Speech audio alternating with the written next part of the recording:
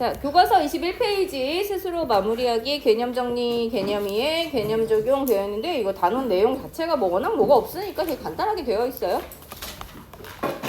자, 맨 위에 있는 개념 정리 봅시다. 중간에 화학이 도대체 뭐랑 관련 있는가에 대해서 나와 있는데 결국은 우리 주변의 모든 것과 관련 있고 의식주랑 연결되어 있게 되어 있어. 맨 위에 이렇게 동그라미 1, 2, 3 순서대로 가면 동그라미 1, 식량 문제 해결을 한 사람이 하버였지. 이 사람이 뭐를 대량 합성했다 그랬어? 암모니아를 대량 합성하게 돼요. 의류 문제 해결에서 너무 많은 것들이 있지만 사실 요거를 확실히 알고 있으면 되지. 천연섬유를 사용하다가 합성섬유가 최초로 만들어지게 돼. 이 최초의 합성섬유가 뭐였나? 나일론이 개발되었다라고 했었어요. 나일론은 강도는 굉장히 강한데 요 가늘게 막 진짜 가는 실로 뽑힐 수가 있고 가늘게 뽑아서 섬유를 만들 수 있다는 장점이 있지만 강도가 좋은 대신 흡습성이랑 통기성이 없어서 옷을 만드는 데는 사실은 부적합해. 근데 지금은 이제 개발이 많이 됐기 때문에 나일론 말고 워낙 많은 종류의 합성 섬유들이 있어요. 같이 알고 있으면 되겠지. 다음에 주거 문제 해결. 자, 시멘트도 물론 많이 쓰지만 그 시멘트로 뭘 만들었다고 했어? 시멘트에다가 모래나 자갈 섞고 물로 반죽해가지고 콘크리트 사용한다고 했었지. 이 정도는 시험에 문제에 등장할 수 있는 내용들이기 때문에 이 정도 내용을 좀 알아야 되는. 특히나 암모니아 대량 합성은 많이 나와. 이거 좀 기억해 둡시다. 자, 그 밑에 개념 이해 또 마찬가지예요. 하버는 암모니아를 대량으로 합성하는 방법을 사용해서 인류의 식량 문제에 기여했는데 하버가 암모니아는 NH3야. 이거를 대량으로 합성할 때 재료로 사용한 물질이 뭐야? 질소와 수소를 재료로 썼지? 이 화학 반응식을 완성하면 이렇게 되는 걸 알 수 있어요. 그래서 일단 이걸 합성할 때 사용한 물질이 무엇이냐? 재료로 쓰인 것은 질소와 수소예요. 근데 질소랑 수소를 섞어만 놓는다고 암모니아가 만들어지겠어? 그렇지 않잖아. 조건을 또 맞춰야 돼. 온도랑 압력도 조절해야 되고 또 이 반응이 잘 일어나게 하기 위해서 촉매를 넣어야 되는데 이 사람이 사용한 촉매가 철이었어요. 그래서 철을 촉매로 사용하는 이런 방법을 찾아냈다. 기억해두면 돼. 그래서 하버가 암모니아 합성에 사용한 물질을 그냥 이렇게 물어보면 재료로 쓰인 질소와 수소뿐만 아니라 촉매로 사용된 철까지 이야기를 하는 게 맞기는 한 것 같아. 근데 그냥 성분 물질이 뭐냐라고 물어보면 질소와 수소만 이야기하면 돼요. 다음에 이번에 천연섬유와 합성섬유의 특징을 골라보자 그랬는데 자, 천연섬유와 합성섬유 장단점이 있어. 사람한텐 천연섬유가 더 좋지만 천연섬유의 단점은 뭐야? 내구성이 떨어지고 그 다음에 흡습성이랑 뭐 통기성 같은 건 좋지만 어쨌든 생산량이 일정치 않다 뭐 이런 문제가 있었지. 여기서 특징 물어봤으니까 가볍고 질기다. 가볍고 질기다는 건 어떤 거냐면 내구성이 좋다는 뜻이에요. 잘 안 끊어지고 잘 안 해진다는 뜻이기 때문에 이건 합성섬유의 특징이라고 말할 수 있고 염색성이 뛰어난 것도 마찬가지야. 뭐 이렇게 쉽게 우리가 원하는 대로 변형시킬 수 있다는 거 사용하기 편하다는 거지. 사용하기 편하고 내구성도 좋고 가격도 싸고 많이 만들 수 있는 것이 다 합성섬유다. 상대적으로 보온성이 좋은 건 보온성은 오히려 천연섬유예요.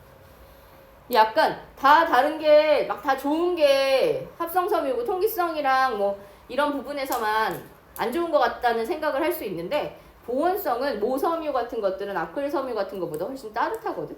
보온성은 오히려 천연섬유가 더 좋고 물에 젖으면 무겁다는 우리가 보는 섬유의 단점 중에 하나잖아. 물에 젖으면 무거운 이런 단점들을 보완하기 위해서 또 합성섬유를 만드는 부분들도 있어. 왜냐하면 천연섬유는 물을 되게 잘 흡수해. 흡습성이 좋아. 그래서 물에 젖으면 물을 많이 흡수해서 무거워지는 것은 천연섬유의 성질이에요.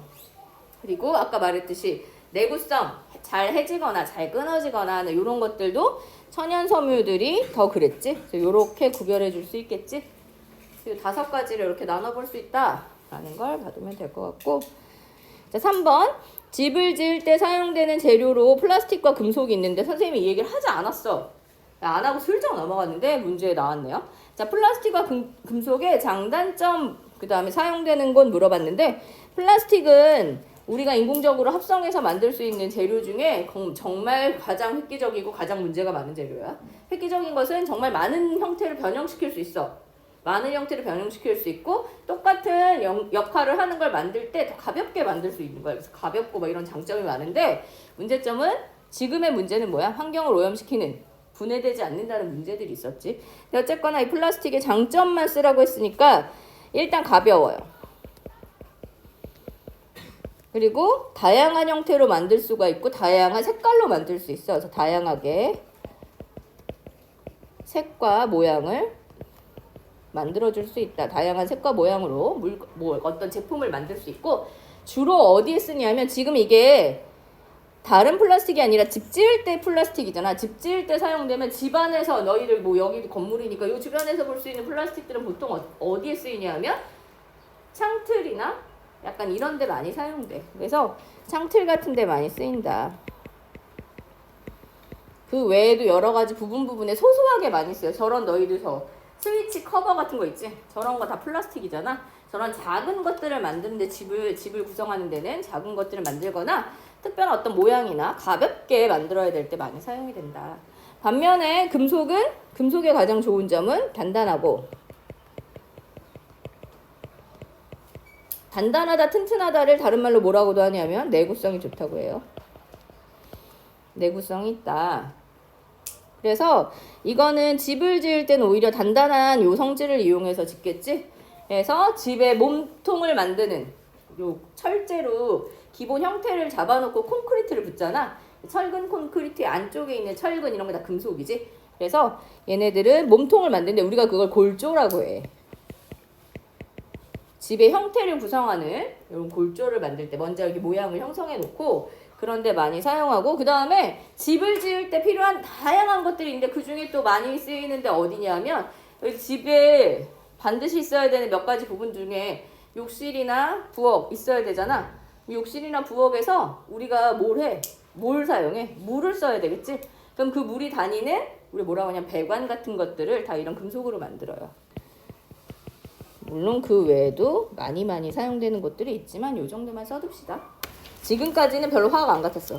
그냥 얘기 같았지. 이야기 이런 느낌이었는데 이제 진짜 화학이 등장해. 탄소화물 이런 말 나와. 탄소화물은 일상에 어떻게 활용될까? 많이 활용돼. 일상에 아주 많이 활용되는데 그 부분에 대해서 등장하게 된다. 그래서 여기 보니까 너희 이거 뭔지 알아? 이거는 바다에서 찍힌 사진인데 석유 시추하는 시추선 같은 느낌이 좀 들어요. 바다에서 이제 석유를 뽑아내고 있는 이런 작업을 하는 사진이 아닐까 싶어. 그리고 그렇게 해서 나와 있는 사진 밑에 써 있는 말로 생활 속에 사용되는 물질 중에 유리나 금속 대리석 같은 암석을 제외하고 대부분이 탄소화물, 굉장히 우리 탄소화물을 많이 쓰고 그 탄소화물 중에 우리가 진짜 많이 쓰는 건 플라스틱 같은 종류. 플라스틱만 있는 건 아니지만 그런 것들이 많이 사용돼서 이 탄소화물이라는 것에 대해서 좀 알아야 한단 말이야. 그래서 그 부분이 요 소단원에서 등장을 할 거예요. 그 너희가 작년에 조금 배웠어. 잘 기억은 안 나겠지만 작년에 좀 배운 거 되짚어서 조금 생각을 해봅시다. 자, 생명체가 선택한 원소라고 되어 있는데 모든 생명체의 구성 원소인 탄소는 모든 생명체를 구성해요. 지난번에 지난 시간에 했던 왜 알고 넘어가기 거기에서 사람을 몸을 구성하는 생물의 몸을 구성하는 성분 중에 물을 제외하고 많이 있는 세 가지 탄수화물 종류가 있었지. 단백질, 탄수화물, 지방이 있었잖아. 이런 아이들 실제로 어떤 걸 구성하는데 굉장히 살아있는 생명체 구성하는데 굉장히 중요한 역할을 한다. 그래서 인체 내부에 탄소가 꽤나 많은 비율을 차지하는데 그 이유는 탄소라는 물질의 특성 때문에 그래. 그리고 걔가 만드는 화합물들이 굉장히 다양한 종류가 있기 때문에 그래요. 일단 기억할 것은 탄소화물이라는 것의 정의를 좀 잘 기억해 두는데 탄소를 기본 골격으로 한다고 했었지? 근데 탄소로만 이루어지진 않고 수소나 산소 같은 아이들과 결합해서 또는 질소도 같이 결합해서 또는 황도 같이 결합해서 이런 다양한 원소들과 결합해서 아주 다양한 종류의 물질들을 만들어내는 것을 탄소화물이라고 불러요. 그래서 탄소화물은 진짜 종류가 많은데 진짜 그 종류를 다 말할 수도 없이 많거든. 그 탄소에 대한 특징을 이야기하기 위해서 밑에 활동하기가 있는데 탄소 원자는 결국 탄소 원자의 원자핵과 전자로 이루어져 있겠지. 근데 탄소는 몇 번이냐면 원자 번호가 몇 번이래? 6번이에요. 원자 번호는 뭐로 결정한다고 배웠지? 양성자 수로 결정해요. 그래서 원자 번호가 6번이면 양성자가 몇 개야? 6개 있는 거야. 양성자는 어디 있어? 핵에 있지? 핵 속의 양성자 6개. 그리고 어떤 원자라는 것은 기본적으로 우리가 원자라고 말하면 플러스 마이너스가 균형을 이루고 있어야 돼. 양성자, 플러스를 띠는 양성자가 6개면 당연히 마이너스를 띠는 전자도 6개 있어야 되겠지. 그래서 여기 그림처럼 그려질 수 있는 거야. 그래서 가운데 크게 빨갛게 플러스로 되어 있는 것은 양성자를 의미하는 게 아니라 원자 핵을 의미하는 거고, 원자 핵을 따로 띄어서 봤더니 그 안에 양성자가 6개 있고 번호를 6번으로 이야기할 수 있어지더라. 그리고 대부분의 경우, 물론 탄소도 그렇긴 한데 대부분의 탄소는 양성자수의 중성자수가 같게 존재하는 게 가장 많아요. 그래서 중성자수가 6개 이렇게 들어있는, 양성자와 중성자가 6개씩 들어있는 형태로 존재하게 되더라 라는 걸 알아두면 돼. 껍질에 전자를 채웠지? 전자 껍질에 전자를 채울 때 원리가 있는데, 원래 몇 개 채우는 걸 가장 좋아해? 몇 개 채우는 걸 제일 좋아하냐면 8개 채우는 걸 제일 좋아해요. 그런데 처음에 껍질은, 첫 번째 껍질은 순서대로 이제 채워 나갈 건데 첫 번째 껍질 너무 좁아. 그래서 8개가 못 들어가. 그래서 첫 번째 껍질은 몇 개밖에 못 들어간다고? 2개밖에 못 들어가서 저렇게 2개를 첫 번째에 넣고 나면 6개 중에 남은 4개는 두 번째 껍질에 배치가 되겠지? 그런데 몇 개 하고 싶어? 8개 하고 싶잖아. 그러면 이 두 번째 껍질에 8개 채우고 싶은데 4개 들어있으니까 몇 개를 더 가져와야지 채울 수 있는 거야. 어딘가에서 4개가 더 와야 내가 원하는 8개를 딱 채울 수 있겠지. 그래서 여기 있는 전자들 각각이 우리가 쌍을 이룬다고 해요. 지금 혼자 이렇게 4개가 있는데 이거를 쌍으로 다 만들어주면 딱 8개가 되잖아. 각각이 쌍을 만들 수 있게 결합하는 게 가장 안정적이다. 그래서 결합을 최대 몇 개를 한다? 4개 하면 됩니다. 그렇게 하면 안정적인 구조를 형성할 수 있다. 그래서 동그라미 1번에 탄소의 원자과 전자, 원자과 전자의 뜻은 뭐였어? 우리 최외곽 전자라는 말도 써요. 최외곽 전자는 가장 바깥쪽 껍질에 존재하는 전자를 말하는데, 사실은 그런 의미보다 원자과 전자라고 말하는 게 화학에서는 더 의미가 있어요. 왜냐하면 반응에 참여할 수 있는 전자라는 의미야. 남과 결합할 수 있는 전자. 그 전자는 가장 바깥쪽 껍질에 있는 전자의 수와 일치해. 몇 개지? 4개지? 그래서 원자과 전자가 4개. 그래서 얘는 4개의 전자 배치, 이 4개의 전자가 쌍을 이룰 수 있게 결합을 형성하면 되는데, 여기서 탄소는 비금속 원소와 어떤 결합을 할 수 있는지 이렇게 물어봤어요. 너희들 작년에 화학결합 좀 배웠으니까 살짝 짚어보면, 물질들이 결합을 하는 이유는 뭔 거야? 왜 결합해? 왜? Why? 왜 결합하는가? 안정도. 다 안정하게 가고 싶어서 그래.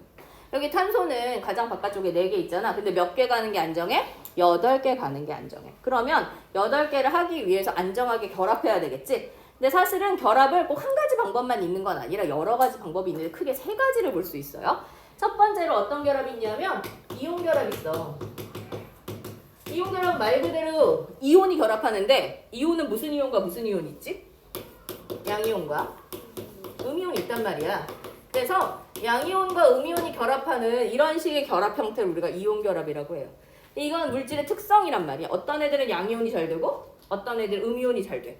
양이온이 잘 되는 애들이 양이온으로 되고 음이온이 잘 되는 음이온이 되면 그 이온들이 결합해버리는데 플러스 마이너스 간에 뭐가 작용해? 정전기적 인력이 작용해서 서로 끌어당겨서 결합하면 돼요. 별로 어렵지 않더라. 특히나 너희들 작년에 주기율표 배웠으니까 잠깐 생각해보면, 주기율표에서 보통 우리가 금속이라고 말하는 애들은 원자과 전자가 1개나 2개 뭐 이렇게 있잖아. 많아야 3개 정도 있단 말이야.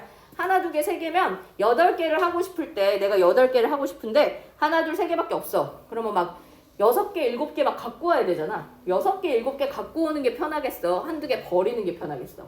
버리는 게 편하겠지? 그래서 그런 금속들, 원자과 전자의 숫자가 많지 않은 애들은 자기가 가지고 있는 전자를 남한테 주면서 양이온이 되는 선택을 하게 돼. 반대로 음이온들, 여기 있는, 이쪽은 안 되고, 주기율표의 비금속에 해당하는 애들은 원자과 전자가 4, 5, 6, 7 막 이렇단 말이야. 4개는 좀 애매하고 5, 6, 7개면 5, 6, 7개를 다 버리긴 좀 아깝지. 한두 3개 어디 누가 주면 받아오면 좋잖아. 그래서 이런 애들은 또 음이온이 잘 돼. 그래서 전자를 주고 받을 수 있는 거야. 나는 필요 없는 거 너 가져갈래 해서 딱 주고, 나는 내 전자 주고 양이온이 되고 걔는 내 전자를 받아서 음이온이 되면 갑자기 전자를 주고받고 플러스 마이너스를 띄게 되지? 사이에 인력이 생기게 돼요. 그렇게 해서 결합하는 형태가 존재할 수 있는데, 근데 탄소는 전자가, 원자과 전자가 4개란 말이야. 그러면 4개를 주기도 그렇고 4개를 받기도 그렇고 좀 약간 애매모호해. 그래서 이온이 잘 안 돼. 특히나 그렇게 전자가 많은 게 아니기 때문에 그냥 얘가 굳이 이온이 되거나 하지 않고 다른 애들하고 좀 다른 형태의 결합을 형성하는데 그런 결합은 뭐라고 배웠어? 전자쌍을 함께 가지는 결합이다. 뭐라고 해요? 공유결합이야. 쉽게 얘기하면 O2 같은 거 생각하면 돼요. 산소 기체를 만들 거야. 그런데 산소는 원자과 전자가 6개야. 그럼 내가 6개 가지고 있는데 이 산소가 또 다른 산소랑 결합을 할 건데 얘도 원자과 전자가 6개고 얘도 6개면 얘는 2개를 받으면 참 좋겠는데 얘도 2개를 받아야 좋은 거잖아. 둘 다 받을 수만은 없지. 누가 줘야 받는 거잖아. 그러면 주고받는 관계가 형성이 안 돼. 그럴 때 어떻게 할 수밖에 없어? 그냥 같이 가지고 있자. 공유하자. 이렇게 된단 말이야. 그래서 얘는 이온 결합은 금속과 비금속 간에 전자를 주고받는 관계가 형성되면서 이온이 되어서 만들어지는 결합이라고 치면 공유결합은 무엇과 무엇 사이의 결합이야? 비금속과 비금속 사이의 결합. 그래서 여기 탄소는 비금속이에요. 그런데 걔가 누구랑 결합한다고 얘기하고 있어? 비금속 원소와 결합한다 라고 얘기하지. 얘는 이온이 잘 안 돼. 그러면 이온 결합을 할 수가 없겠지. 그래서 다른 비금속과 무슨 결합을 형성해? 공유결합을 형성하게 돼요. 그래서 여기 탄소는 비금속 원소와 어떤 결합을 하냐? 공유결합한다. 왜? 이온이 잘 안 된다. 전자를 4개를 다 주기도 그렇고 4개를 다 받아오기도 어렵기 때문에 비금속들하고 공유하는 형태로 결합을 형성하게 되더라. 그리고 아까 말했듯이 그럼 최대 몇 개의 원자와 결합할 수 있어야 되냐면 전자 4개가 각각이 쌍을 이루게 딱 결합하면 완전 만족이야. 그러면 4개가 다 쌍을 이루어야 되니까 최대 몇 개까지 결합해? 4개까지 결합할 수 있겠지. 그래서 최대 4개다. 이렇게 얘기할 수 있어요. 그래서 탄소를 메인으로 하고 가장 단순한 원소들에 대해서 너희가 작년에 배웠잖아. 분자 모형 만들기 수행평가를 하지 않았냐? 안 했나? 어디 갔어?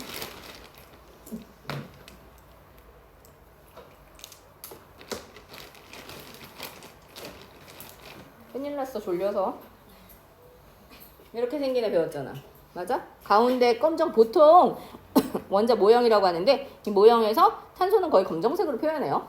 그래서 가운데 검정색이 지금 몇 개와 결합해 있어? 4개와 결합해 있지. 이 작은 하얀색은 뭐냐면 수소야. 수소 4개랑 결합했다. 이런 거 배웠을 거고 작년에 이거 그림으로도 나타내지 않았어? 그림으로도 했었을 텐데 일단 탄소가 결합할 때 결합하고 관련된 전자는 가장 바깥쪽에 있는 4개라고 했잖아. 그래서 그 4개만 그림으로 점으로 찍어요. 이렇게 하고 이 4개가 다 쌍을 이루기 위해서 수소랑 결합하는데 수소는 원자과 전자가 몇 개밖에 없어? 1개밖에 없지. 그럼 수소는 와봤자 자기가 가진 하나를 여기다 주면 끝나버리는 거야. 그러니까 수소는 탄소랑 결합할 때 하나 쌍을 이루면 끝나. 그래서 얘가 다 수소랑 결합하면 수소가 무려 몇 개가 필요하다? 4개가 필요하다. 요렇게 결합이 형성된다. 이런 거 배웠을 거라고. 요게 공유결합이에요. 그런데 꼭 4개가 이렇게 우리 이거 뭐라 그래? 함께 전자쌍을 공유할 때 한 쌍, 쌍은 2개잖아. 한 쌍을 공유하면 단일결합이라고 하지. 꼭 단일결합만 하라는 법은 없어. 그래서 무슨 결합이 가능하다고 했어? 이중결합도 있고 삼중결합도 있었지. 탄소와 탄소가 만나는 결합이 형성되었을 때 탄소가 다른 탄소가 옆에 왔어. 그러면 다른 탄소의 원자과 전자 이렇게 놓고 한 쌍을 같이 가질 수 있어. 그치? 그런데 한 쌍을 갖고 보니까 아직 다른 게 붙지 않았을 때는 아직 여기 전자를 너무 많잖아. 한 쌍만 안 갖고 더 가질 수 있지 않을까? 약간 이런 생각을 해서 실제로 그렇게 결합한 애들이 있더라. 어떻게? 여기 있는 전자를 이쪽으로 갖고 오고 여기 있는 전자를 이쪽으로 갖고 오면 두 쌍을 같이 가져도 돼요. 그리고 나머지를 수소랑 결합한다고 생각해봐. 나머지를 수소랑 이렇게 결합해. 이렇게 결합하면 탄소 하나하나당 보면 탄소는 여기랑 두 쌍, 얘네랑 한 쌍씩 공유하니까 탄소가 가지게 되는 가장 바깥쪽 껍질의 전자는 총 몇 개야? 8개지.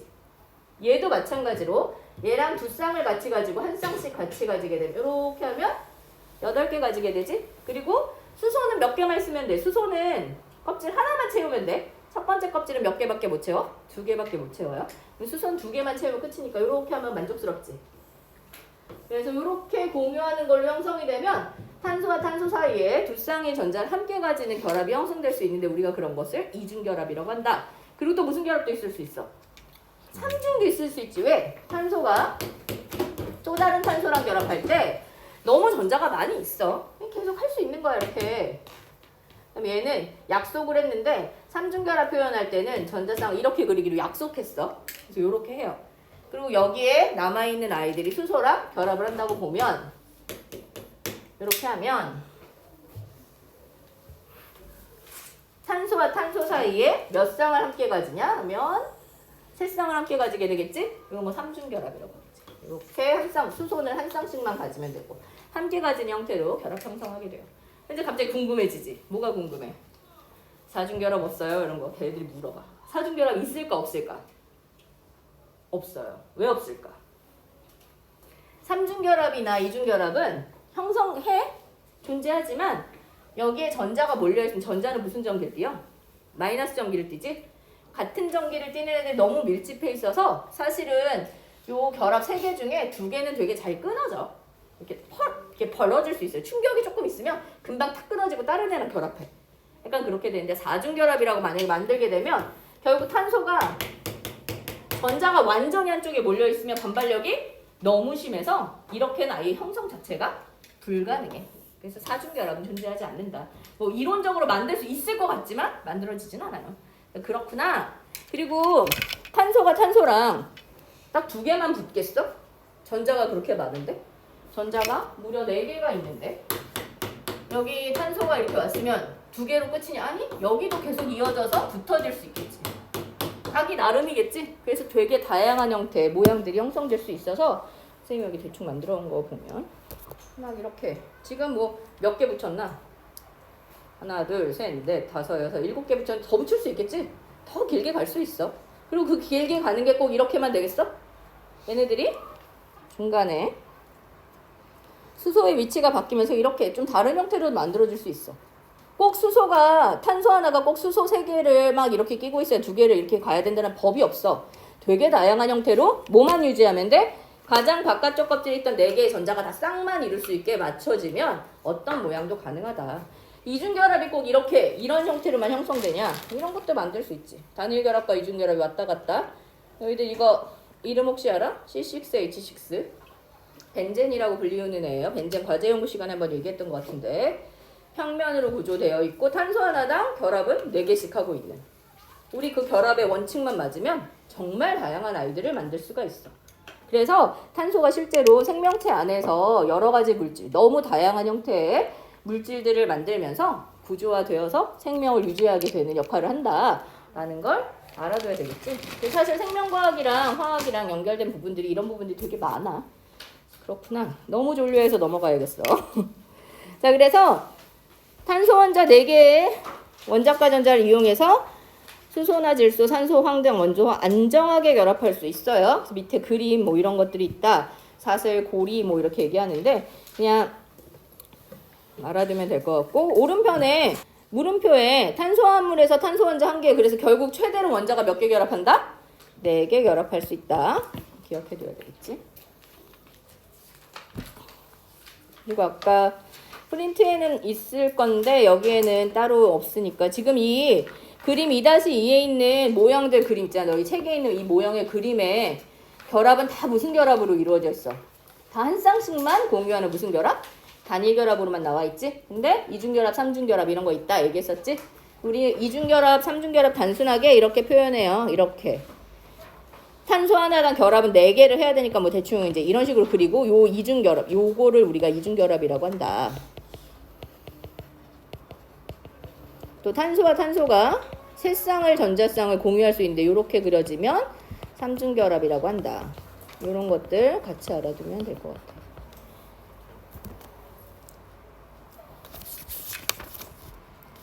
뒤에 탄소화물의 유용성을 가기 전에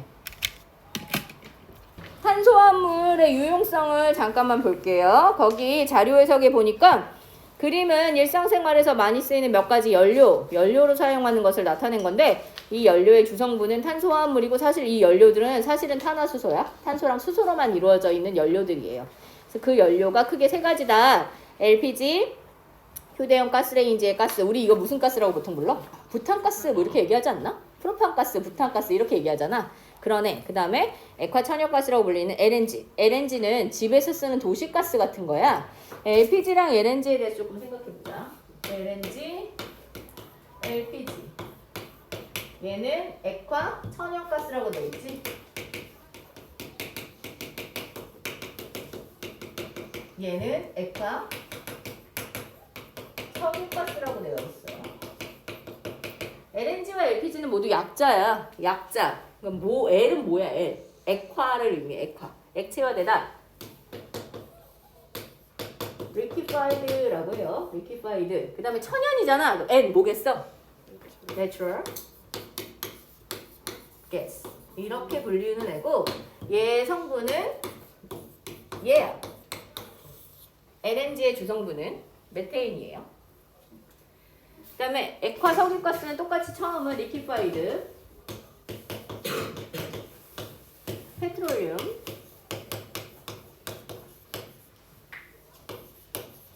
gas.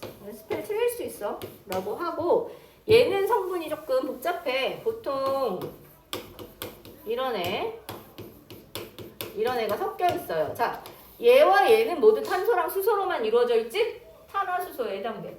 자, 탄소가 3개야. 탄소 3개가 일단 어떻게 되는지 모르겠는데 이렇게 하면 탄소 하나당 결합을 몇 개 해야 된다고? 4개 해야 되니까 탄소 하나당 선이 4개가 되게 일단 그려봐. 하나, 둘, 셋. 자, 이렇게 그리게 되면 비어있는 자리가 몇 개야? 8개지? 거기를 다 뭐로 붙여? 수소가 붙어주면 돼요. 이렇게 생긴 애예요.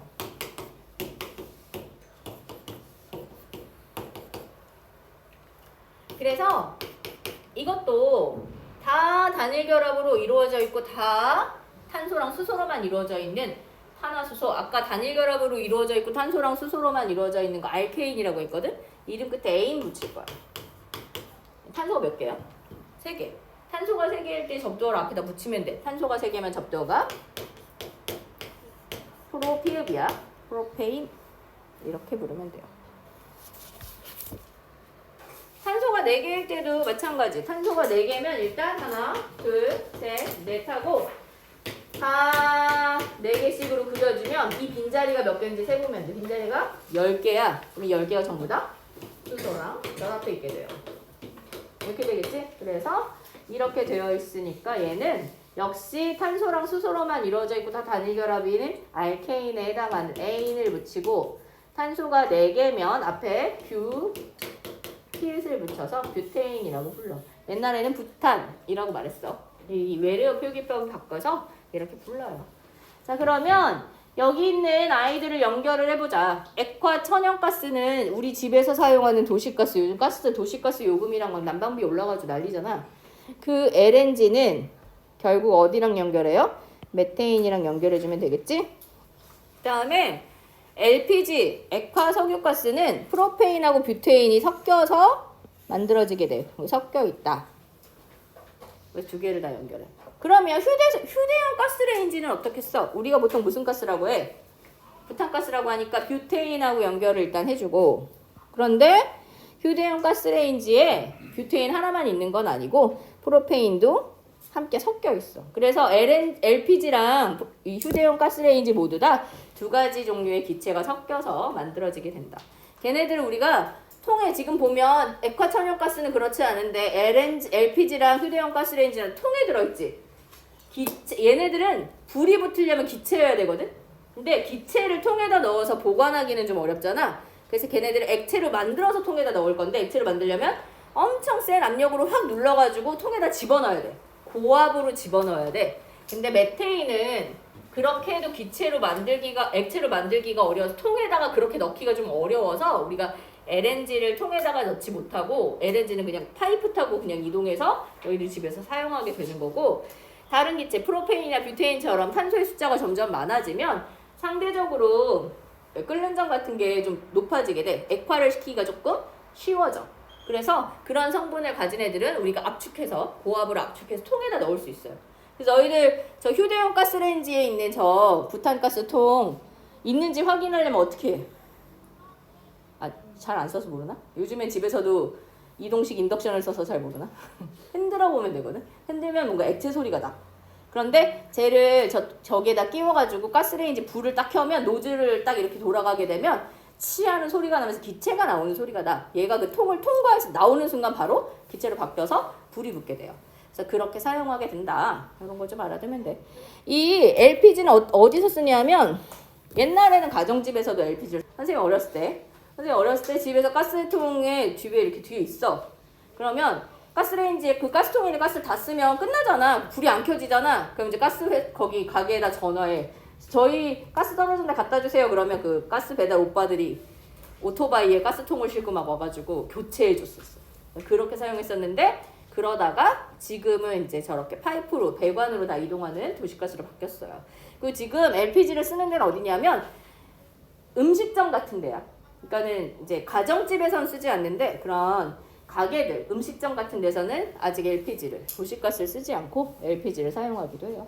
그렇구나 정도 알아두면 될 것 같아. 각각이 연료로 쓰인다라는 걸 알아두고 이 세 연료의 성분 물질은 다 뭐와 뭐로만 이루어져 있어? 탄소와 수소로만 이루어져 있지.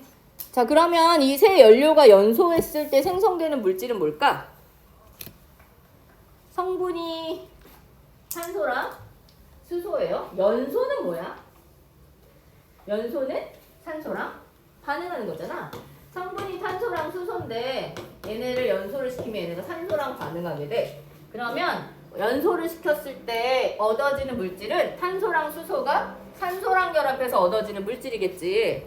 그러면 탄소는 산소랑 만나서 뭐가 되겠어? 이산화탄소가 되고 수소는 산소랑 만나서 물이 돼요. 그래서 연소의 결과 얻어지는 생성물이 뭐냐라고 물어보면 이산화탄소와 물이라고 하면 되는데 사실은 아닐 수도 있어. 왜? 가끔 산소가 좀 부족한 상태로 연소가 일어나는 경우가 있단 말이야. 그럼 산소가 모자라면 이산화탄소가 만들어지려면 산소가 2개 있어야 되는데 산소가 모자라면 이 2개를 주지 못할 수 있지. 그래서 가끔 산소가 좀 부족하면 뭐가 돼? 일산화탄소가 되거나 얘가 아예 산소랑 결합 못하고 탄소 알갱이가 그냥 나돌아다니는 경우에 있어. 우리가 그런 걸 그름이라고 해요. 그름 검댕이 날아다닐 수 있거든. 그런 것들이 될 수도 있다.